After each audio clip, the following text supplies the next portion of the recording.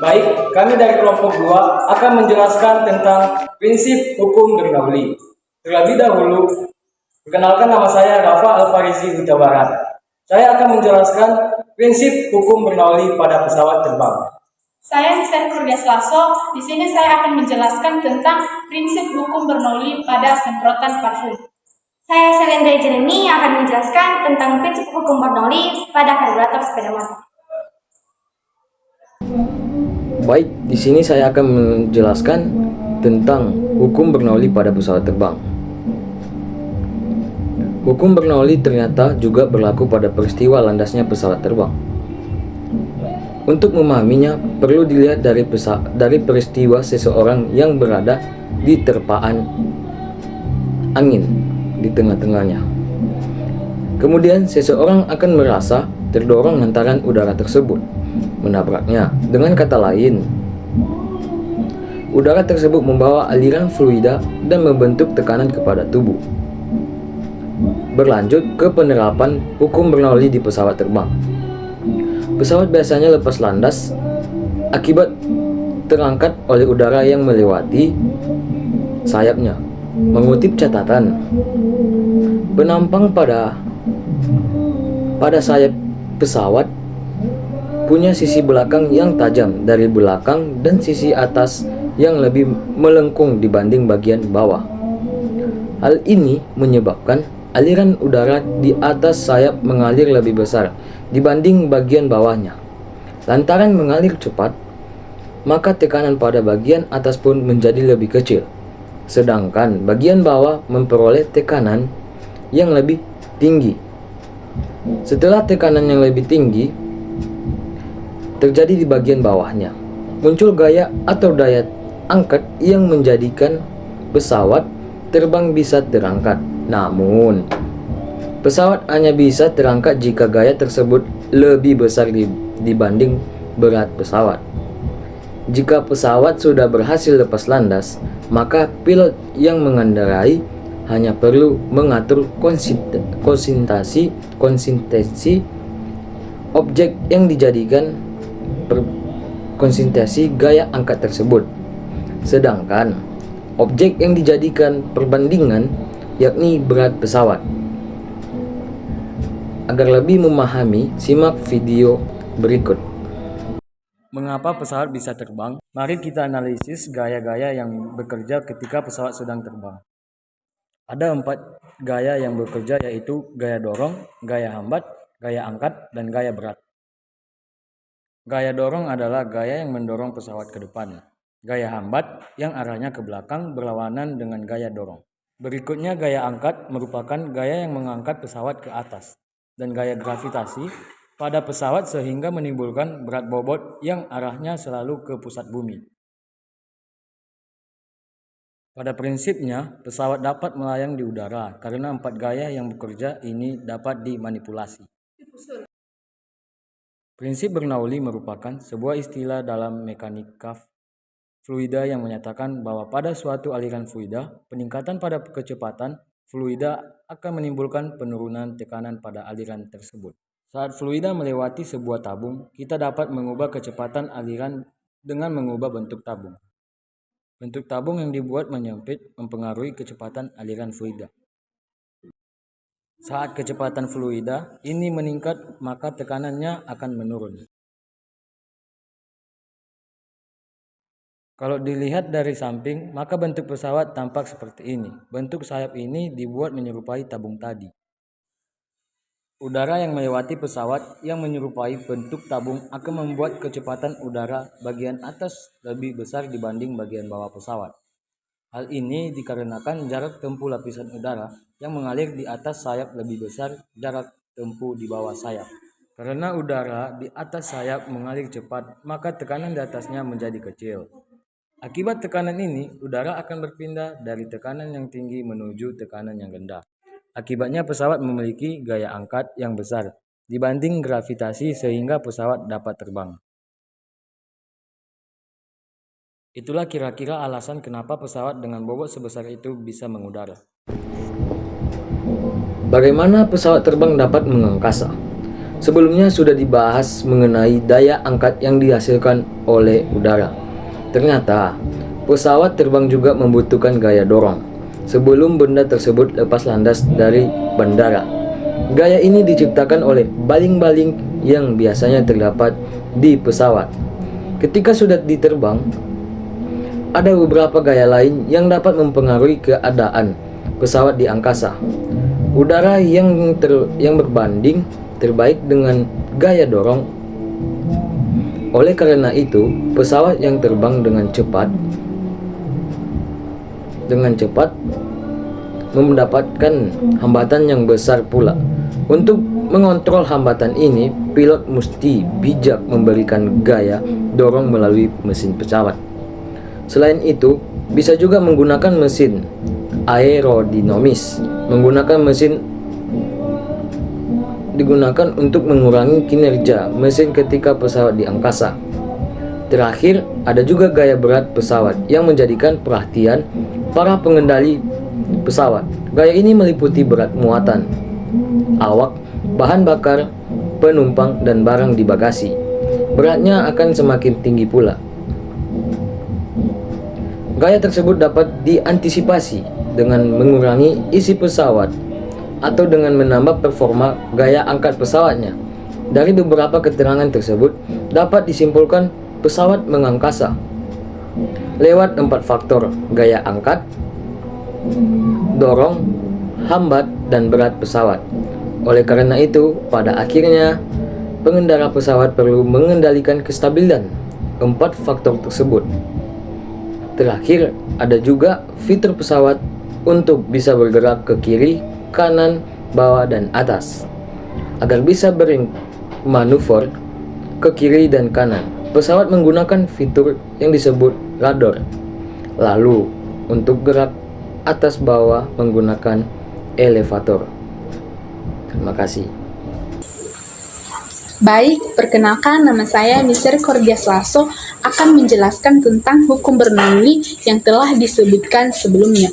Contoh sederhana hukum Bernoulli bisa kamu lihat pada parfum. Saat kamu menekan parfum ke bawah, cairan bagian bawah akan bergerak dengan kelajuan rendah. Akibatnya tekanannya di cairan bagian bawah akan semakin tinggi. Seperti ini. Penerapan hukum fluida atau parfum sudah terbiasa kita dengar. Penyemprotan parfum menggunakan prinsip hukum Bernoulli dalam bentuknya yang sudah disederhanakan.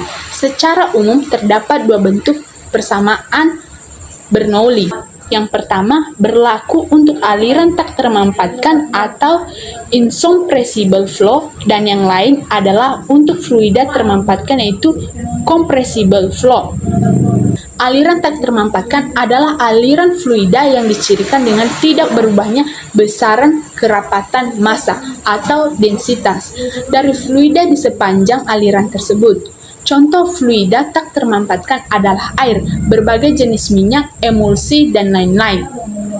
Lalu, bagaimana prinsip kerja yang telah terjadi saat penyemprotan parfum? Jawabannya adalah prinsip kerja yang dilakukan dengan menghasilkan laju yang lebih besar pada ujung atas selang botol sehingga membuat tekanan di atas lebih kecil daripada tekanan di bawah. Akibatnya, cairan dalam wadah tersebut terdesak ke atas selang karena tekanan di atas lebih kecil daripada tekanan di dalam botol dan lama-kelamaan akan menyembur keluar.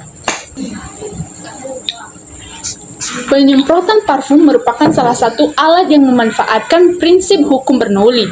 Prinsip kerja penyemprot parfum ini bisa dijelaskan sebagai berikut. Ketika bola karet diremas, udara yang ada di dalam bola karet meluncur keluar melalui pipa 1. Karena udara dalam pipa 1 mempunyai laju yang lebih tinggi. Karena laju udara tinggi, maka tekanan udara pada pipa 1 menjadi rendah. Sebaliknya, udara dalam pipa 2 mempunyai laju yang lebih rendah. Tekanan udara dalam pipa 2 lebih tinggi. Akibatnya, cairan parfum didorong ke atas. Ketika cairan parfum tiba di pipa 1, udara yang meluncur dari dalam bola karet mendorong keluar cairan parfum yang akhirnya menyembur membasahi tubuh. Biasanya, lubang keluarnya parfum berkurang kecil sehingga parfum meluncur dengan cepat. Baik, selanjutnya saya akan menjelaskan tentang prinsip hukum Bernoulli pada karburator sepeda motor. Karburator adalah sebuah alat yang mencampur udara dan bahan bakar untuk sebuah mesin pembakar dalam. Karburator dapat dikelompokkan menurut arah aliran udara, barel, dan venturi. Tiap-tiap karburator mengkombinasikan ketiganya untuk desainnya. Yang pertama, arah aliran udara. Aliran turun atau downdraft, yang dimana udara masuk lewat bagian atas karburator. Aliran mendatar atau side draft, yaitu udara masuk lewat sisi samping lalu mengalir dengan arah mendatar, kemudian keluar melalui sisi samping sebelahnya. Kedua, ada barel. Barel adalah sebuah saluran udara yang di dalamnya terdapat venturi. Ada single barel yang hanya memiliki satu barel yang umumnya digunakan pada sepeda motor dan mobil dengan kapasitas mesin kecil. Sedangkan multi-barel yang memiliki lebih dari satu barel atau umumnya 2-4 barel untuk memenuhi kebutuhan aliran udara yang lebih besar, terutama untuk mesin yang memiliki kapasitas mesin yang lebih besar. Ketiga, venturi. Pedal gas yang mengatur katup udara untuk menentukan besarnya aliran udara yang melewati venturi, sehingga menentukan besarnya tekanan untuk menarik bahan bakar.